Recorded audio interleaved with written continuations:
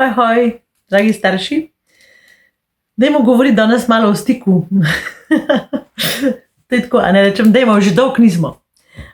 No, vse to vem, da ni res. Stik je nekaj, kar stalno omenjam, kar omenjava skupaj z Albertom, o čemer piševa. Celo naslednji vodniki bojo narejeni samo o stiku. To pa zaradi tega, ker pač stik je nekaj najpomembnejšega, kar nam pomaga v življenju na zelo veliko področjih. In stik z otrokom je res milijonkrat pomembna stvar, ker to pomeni, da imamo na otroka vpliv in da nas otrok pač resno jemlje in da smo tudi za njega tista točka varnosti, kamor pride tudi, kadar kakšno neumnost naredi. In to si vsi želimo, a ne? Skratka, rekla sem, da vam bom poskušala opisati, pa verjetno bom kaj izpustila zaradi tega, ker je pač odnosi so tako prepleteni, prepleteni z nekimi sestavinami, da je težko ločiti to pa napisati recept, ker če bi lahko napisali recept, pa pač nobenega ne bi rabil. Sestavine za vzpostavitev stika. Zato najprej potrebujemo nekaj, kar je zelo pomembno, in to je to, da poznamo zelo dobro sebe. Mi starši, da poznamo sebe. To pomeni, da poznamo svoje prepričanja, da poznamo svoje vzorce, to se pravi, da vemo, od kje prihajamo, kakšen stik smo mi imeli z našimi starši, kdo je bil za nas pomembna oseba, kje smo se počutili varno, kakšne načine smo uporabljali za to, da smo prišli do stika, če ga ni bilo. Kako smo preživeli, če sploh nismo živeli v družini, kjer bi bil stik. Ker veliko nas je pač odraščalo tudi v družinah, kjer je bila bolezen, v družinah, kjer je bil alkohol, kjer so bile druge zasvojenosti, psihične bolezni, in je bilo veliko težje. Ampak mi smo vseeno preživeli in smo se naučili nekaj. To se pravi, tukaj poznati, kaj je tisto, kar je meni pomagalo preživeti, kakšne načine sem jaz izbrala v življenju za to, da sem preživela. Veliko ljudi na najinih terapijah reče, jaz sem bil sam, jaz sem sam reševal.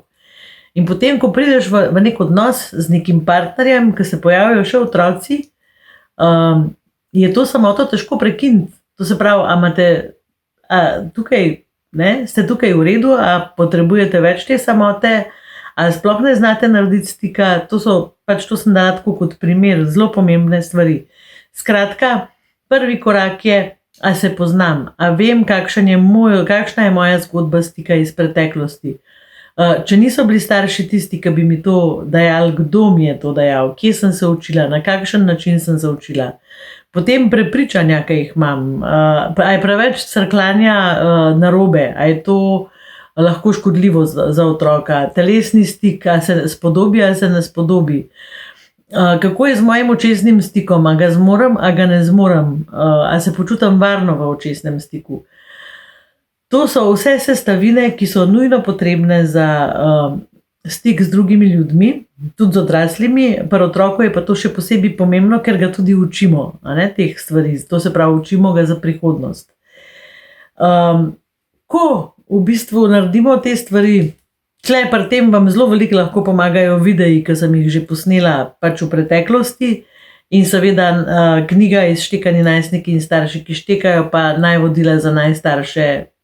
Pač to je pa sploh vrhunsko delo za to, da vam postavi vprašanja, od kje prihajate, in temeljni vodnik je nekaj, kar boste mogli narediti, preden boste dobili ostale vodnike v roke, torej tudi tistega o stiku. Grozna sem, sam del vam nalagam. Ampak jaz vam nekaj povem, ko sem jaz to delo opravila in ga še opravljam pri sebi, jaz sem postala veliko bolj samozavestna, veliko bolj sproščena, veliko bolj se zavedam, kje lahko spreminjam stvari. Tudi veliko bolj se zavedam, kjer ni varno zame in se lahko umaknem, preden me stvari iz tira spravijo. Tako da jaz vas še vedno spodbujam, da se lotite tega, ker otroci vam bojo zelo hvaležni. Pa vi se boste ful boljš počutili. In jaz sem prepričana, da to tudi vpliva na zdravje. Naslednje sestavine za stik so pa potem sestavine, ki prihajajo v odnosu do drugih. To se pravi, zdaj sem najprej govorila o sestavinah v odnosu do sebe, to se pravi, a se poznam, a poznam moje prepričanja, a poznam moje vzorce, a poznam, kje so moje ovire, kje me stisne, kje ne zmorem, kje se mi vedno znova ponavljajo isti občutki. Tukaj so zelo pomembni občutki, ki me recimo strašijo ali pa ki mi niso prijetni, ni nujno, da me strašijo. Tako da to je nekaj, kar se tiče mene, potem so pa neke stvari, ki nastajajo v odnosu z otrokom. Te stvari so pa, a znam poslušati otroka, to se pravi, to ne pomeni, saj vem, da nismo gluhi, ampak a ga znam slišati na ta način, da ne komentiram, da nimam takoj rešitev v roki, s katerimi mu skušam njegovo zgodbo spremeniti, da ga ne ponižujem ali pa se mu ne posmehujem ali pa se mu ne režim, ampak ga slišim. In ga slišim v tem smislu, da to, kar on meni govori, je njegova resnica in to resnico znam nositi. To se pravi, lahko brez komentiranja nosim njegovo resnico. In naslednji korak je, a se znam potruditi, da to razumem. To se pravi, a znam razumeti stanje, v katerem on je, kako on razmišlja, kje je smisel tega njegovega razmišljanja, a znam to razumeti. In tretja stvar, ki je zelo pomembna, a znam do tega v bistvu izraziti neko empatijo. To se pravi, a se znam čustveno uglasiti za njegovo zgodbo, a znam stopiti v njegove čevlje. In zdaj tako, otroci zelo velikokrat govorijo kakšne neumnosti. Recimo, bom dala en primer, en najstniški primer. Jaz ne rabim šole. Jaz pač ne bom več hodil v šolo, zato ker pač to je itak brez veze, itak ne bom dobil službe, pač ne bom več hodil v šolo. In potem mu vi rečete, kaj pa boš, kaj pa boš počel? Ja, ne vem, šel bom pač nekam bom šel, naredil si bom hišo na drevesu, pa bom živel v hiši na drevesu, živel bom od listja in od žuželk, vse v naravi je dosti teh stvari, pa še ekološko je, pač res ne rabim, res ne rabim šole. Jaz si predstavljam, da večini staršev pač pade kapa dol, to je pač, mislimo si, mater si pameten, boš že videl, ampak vse imamo pa to, da to zgodbo moramo mi nujno spremeniti, zaradi tega, ker če bo on to uresničil, bo konec sveta.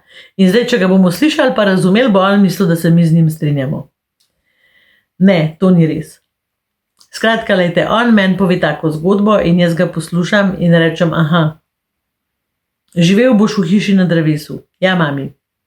In misliš, da lahko preživiš od listja in od žuželk. Ja, mami.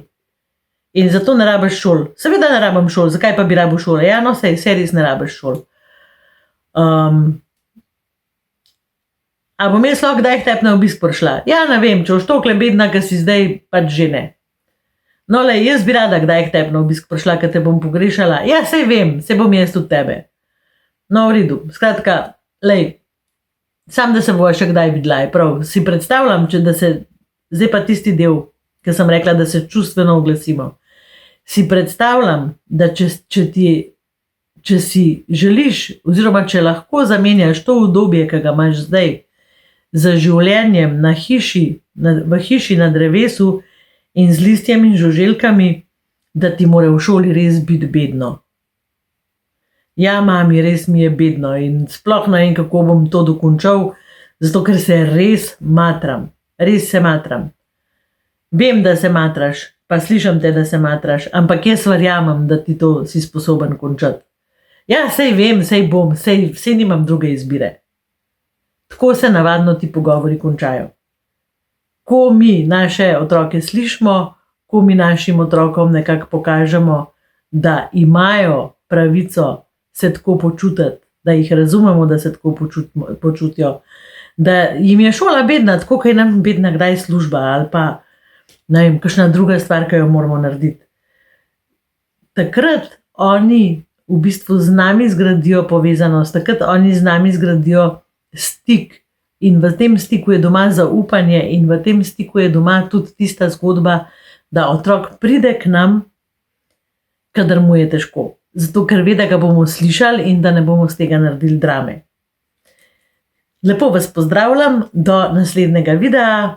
Povabim vas, da se naročite na najin kanal, če se še niste, da delite ta posnetek s svojimi prijatelji. Povabim vas, da spodaj kaj komentirate, napišete vaše želje in se gledamo naslednjič. Čau, čau!